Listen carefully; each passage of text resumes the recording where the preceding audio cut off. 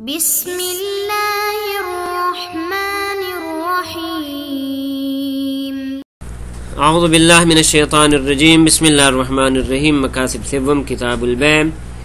سبق نمبر 149 شرائط الوزین چھٹی شرط العلم و بقدر المسمن۔ مسئلہ جو یہاں پہ شروع کیا ہے وہ یہ ہے کہ اگر ایک چیز کو بیچنا چاہتے ہیں تو ضروری ہے کہ وہ چیز معلوم ہونی چاہیے، اور جو چیز مجہول ہے اس کی بیع جائز نہیں ہے، اگرچہ اس کے ساتھ ضمیمہ بھی ہو معلوم کا تب بھی جائز نہیں ہے۔ دلیل اس کی فرماتے ہیں، دلیل اس کی یہ ہے کہ اگر معلوم کو مجہول کے ساتھ ملا دیا جائے تو مجموع مجہول ہو جائے گا، نہ یہ کہ مجہول معلوم ہو جائے گا، لہذا جائز نہیں ہے۔ اس پہ متفرع ہیں دو اور مسئلے۔ ایک مسئلہ ہے سمک الاجام،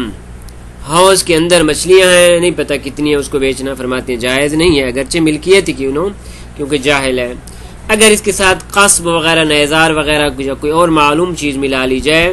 فرماتے پھر بھی جائز نہیں ہے۔ اس طرح اللبن فی الزر، دودھ زر کے اندر بیچنا، اگرچہ محلوب شدہ دودھ اس کے ساتھ ملایا جائے تو فرماتے پھر بھی جائز نہیں ہے بنابر مشہور کے، لیکن مشہور کے مقابلے میں اقوال ہیں کہ وہ فرماتے ہیں جائز ہے۔ اور یہ کہ یہ جو آپ کہہ رہے ہیں مجہول، تو مجہول کی دو قسمیں ہیں، ایک دفعہ فرماتے ہیں مقصود بالبیع مجہول ہے اور ایک دفعہ مقصود بالبیع معلوم ہے، لذا جب آپ ضمیمہ کر رہے ہیں تو اگر مجہول معلوم کے تابع ہو تو بعض کے نزدیک بیچنے میں کوئی حرج نہیں ہے، لذا فرماتے ہیں مسئلہ لا فرق فی عدم جواز بیع المجہول،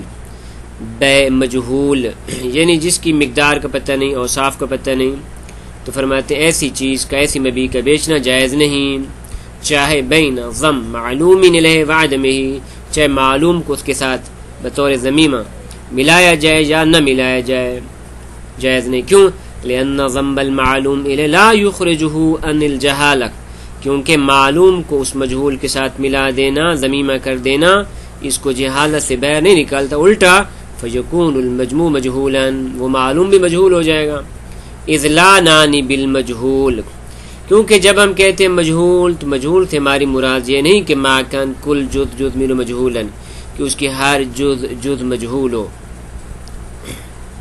بلکہ اغلباً کیا مجہول ہو۔ ویتفرع علی ذالک، اس مسئلے پہ، اس قاعدے پہ متفرع ہیں درج ذیل مسائل۔ نمبر 1 انہ لا یجوز بیع سمک الاجام، سمک مچھلی کہتے ہیں مچھلیوں کی بیع آجام میں، آجام وہ حوض وہ تالاب جس کے اندر مچھلیاں موجود ہیں، تو ولو کان مملوکن، اگرچہ مملوک ہی کیوں نہ، آپ کا اپنا تالاب ہے، اس کی مچھلیاں بیچنا چاہتے ہیں فرماتے ہیں جائز نہیں ہے۔ دلیل لجہالت، کیونکہ مبیع مجہول ہے۔ وَإِنْ ضَمْ إِلَيْهِ الْقَصَبْ أَوْ غَيْرُهُ، اگر اس کے ساتھ اس پہ موجود قصب نیزار وغیرہ ہیں یا کوئی اور چیز اس کے ساتھ ضمیمہ کرتے ہیں کہ جو معلوم ہے تب بھی جائز نہیں ہے۔ نمبر 2 وَلَبَنْ فِي الزَّارِ، زر میں موجود لبن کا بیچنا بھی جائز نہیں۔ وَلَوْ ضَمَّ إِلَيْهِ مَا يُحْلَبْ مِنْهُ، اگرچہ محلوب شدہ دودھ اس کے ساتھ ملایا جائے، محلوب یعنی دہا ہوا، او غیر یا کوئی اور معلوم چیز ملا لی جائے، علی المشہور، بنابر مشہور، یہ فتویٰ ہے، یعنی فتویٰ شہرت فتوے موجود، کما فی الروضہ، اور اس کی گواہی روضہ میں شہید اول نے دی ہے کہ وہ فرماتے ہیں مشہور کے نزدیک جائز نہیں ہے۔ وخص المن جماع، اور فرماتے ہیں ممنوع کو خاص قرار دیا ہے، یعنی عدم جواز کو خاص قرار دیا جماعت۔ وخص المنع جماعتن، ایک فقہا کی ایک جماعت نے فرمایا کہ من مخصوص ہے، عدم جواز مخصوص ہے بما اذا کان المجہول مقصودا بالاستقلال، جب مجہول مقصود ہو بالبیع استقلالا، مجہول کی خرید و فروخت کی جا رہی ہے استقلالی صورت میں، یا منضمن الی المعلوم، جیسے کہ ابھی ذکر ہوا مجہول کو معلوم کے ساتھ ملا کے بیچا جا رہا ہے، تو اس صورت میں فرماتے ہیں ممنوع ہے، عدم جواز ہے۔ یہ فقہا کی ایک جماعت نے خاص کرا دیا۔ پھر یہ جماعت کیا کہتے ہیں وَجَوَّزُوا بَيْعَهُ إِذَا كَانَ تَابعًا لِلْمَعْلُومِ، اگر مجہول معلوم کے تابع ہو، گھر خرید رہے ہیں تو اس گھر کے کمرے مطلب معلوم نہیں ہے، اس کا اساس وغیرہ معلوم نہیں ہے، تو فرماتے ہیں چونکہ خود معلوم کے تابع ہے جو مجہول تو جائز ہے۔ وہو المحکی، فرماتے ہیں یہ قول تفصیل والا، اور یہ کہ اگر مجہول معلوم کے تابع ہو تو جائز ہے، یہ مختلف سے بھی قید کیا گیا ہے، علامہ ہلی رحمۃ اللہ علیہ، وشرح ارشاد لفخر الاسلام، فخر اسلام کی شرح ارشاد سے بھی، والمختصر سے بھی، اور نیز اسی کو مستحسن شمار کیا ہے محقق ثانی صاحب جامع المقاصد و شہید ثانی نے۔ ولعل المانعین، اب جناب شیخ انصاری رحمۃ اللہ علیہ توجیہ بیان کریں کہ ولعل المانعین، فرماتے ہیں وہ کہ جو کہتے ہیں جائز نہیں، لعل لا یریدون الا ذالک، فرماتے ہیں ان کی مراد بھی شاید یہی ہے کہ مجہول کہ جو تابع کے معلوم کے تابع ہو اس کی بے بھی جائز نہیں۔ دلیل ان کی نظرا الی ان جہالت التابع لا یوجب الغرر، یہ فرماتے ہیں یہ نظراً یہ دلیل ہے ان لوگوں کی کہ جو کہتے ہیں جائز ہے۔ کیوں؟ فرماتے ہیں کہ اگر تابع مجہول ہے تو اس سے غرر لازم نہیں آتا، لذا بے غرری کے ضمن میں داخل نہیں ہوتا۔ نیز ولا سادہ کا اسم المجہول علی المبی عرفاً، اور عرفی اعتبار سے اس مجہول کو، اس مبی کو کہ جو معلوم کے تابع ہیں، عرف میں اسے مجہول نہیں کہا جاتا۔ کیوں؟ حتی يندر فی اطلاق ما دل من الاجماع، تاکہ یہ اس اجماع کے اطلاق میں داخل ہو جائے کہ اجماع یہ کہتے کہ عدم جواز بیع المجہول، کہ مجہول کی بیع جائز نہیں، اور یہ بھی مجہول ہے، اجماع موجود ہے پس بیع جائز نہیں نہ، فرماتے عرفان اس کو مجہول بھی نہیں کہا جاتا۔ کیوں؟ فإن اکثر المعلومات، کیونکہ بہت ساری ایسی معلومات ہیں، معلوم مبیعات ہیں کہ بعض اجزائها مجہول، کہ جن کے بعض اجزاء مجہول ہی ہوتے ہیں۔ وہی دار والی مثال، دار خرید و فروخت ہو رہا ہے لیکن اس کی اسس اور بنیاد ہے یہ تو مجہول ہے۔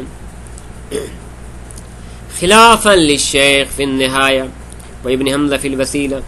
لیکن یہ قول فرماتے جناب شیخ طوسی علیہ رحمہ کے نہایہ میں، ابن حمزہ کی وسیلہ میں ان کے خلاف ہے کہ وہ کہتے ہیں کہ بیع جائز نہیں ہے۔ نیز والمحکی الاسکافی والقاضی، جناب اسکافی اور قاضی ابن براج، بل فی مفتاح الکرامہ، اس طرح مفتاح کرامہ سے بھی جو ظاہر ہو رہا ہے ان سے جو حکایت کی گئی وہ کیا ہے کہ ان الحاصل من التتبع ان المشہور بین المتقدمین هو الصحہ، کہ جو کچھ تتبع سے ہمیں حاصل ہوا ہے فتاوی میں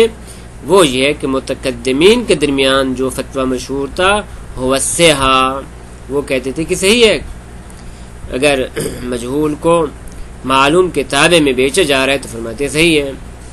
بل ان الخلاف والغنیہ الاجماع، بلکہ خلاف میں اور غنیہ میں تو اجماع موجود ہے مسئلہ سمک میں کہ وہ کہتے ہیں جائز ہے۔ واختاروا من المتاخرین، اور اسی قول کو متاخرین میں سے جناب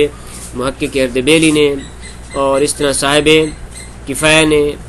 اور اس طرح جناب محدث حر عاملی نے والمحدث کاشانی نے، انہوں نے بھی اسی قول کو اختیار کیا ہے، صحہ والے قول کو مسئلہ سمع کے آجام میں۔ وحکیا ان ظاہر غایت المراد، اس طرح غایت مراد سے بھی کا جو ظہور حکایت کیا گیا ہے وہ بھی یہی ہے کہ جائز ہے۔ نیز وسری حواشی القواعد، قواعد علامہ پہ جناب شہید ثانی کے جو حواشی موجود ہیں ان میں بھی کیا ہے جائز ہے۔ وحجتہم، یہ جتنے بھی مجوزین جن کو ہم نے ذکر کیا ہے ان کی دلیل کیا ہے؟ وحجتہم یعنی وحجت المجوزین علی ذالک، ذالک یعنی علی الصحہ الاخبار، فرماتے ہیں روایات ہیں کہ جو حد تفویض تک پہنچی ہوئی ہیں، المستفیضہ الواردہ، کہ جو وارد ہوئی ہیں ان دو مسئلوں میں، مسئلہ سمک میں اور مسئلہ لبن میں وغیرہما، اور باقی مسائل بھی ان کے ساتھ ملتے جلتے۔ مثلا چند روایات کو یہاں پہ ذکر کر رہے ہیں، ان میں سے پہلی روایات ففی مرسلۃ البزنتی، ابی ناصر بزنتی کی مرسلہ کہ التی ارسالها کا وجود سہل فی سہل، اگرچہ یہ مرسلہ ہے لیکن چونکہ اصحاب نے اس پہ عمل کیا ہے، نیز یہ کہ اس کے اندر جو جناب سہل ہے، سہل ابن زیاد، کہ ان کو ضعیف سمجھا جاتا ہے، فرماتے ہیں یہ بھی ضعیف نہیں ہے، نیز جناب بزنتی جو اصحاب اجماع میں سے ہیں،